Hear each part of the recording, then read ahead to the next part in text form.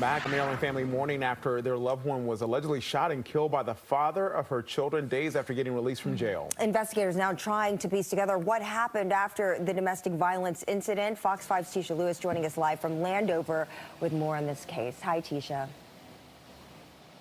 Hi there, and lawmakers saying that today is a tough day because they are talking about this case. Police identifying the victim as 29-year-old Sharity Cristwell. Her deceased body found in that apartment complex across the street behind me. The accused killer, no stranger. I said, I'm going to tell you, don't ever put your hands on my daughter again or we're going to have a problem. He said, Ma, I'm sorry and I love you. I love your daughter. I'll never do it again. 4 days later, he killed my baby. I can't believe he did this to the mother of his kids. An emotional moment there for Jerice McCotter, saying her daughter's boyfriend turned accused killer, 32-year-old Harry Lindsay, was recently arrested for trying to strangle her daughter, 29-year-old Sharity Cristwell.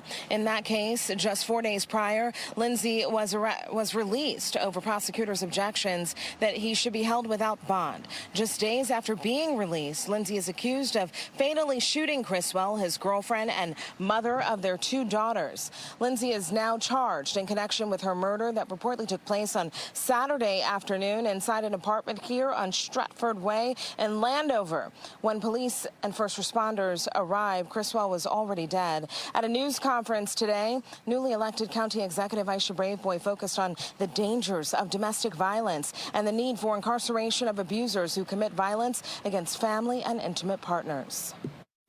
I handled several of these cases every single year. Families who were victimized by the death of a loved one. But it was those deaths that occurred at the hands of people who the victim knew and was supposed to be loved and cared for by the victim that hurt the most. And I always wonder, what could we have done differently? Tisha, what more do we know about how Harry Lindsay was apprehended?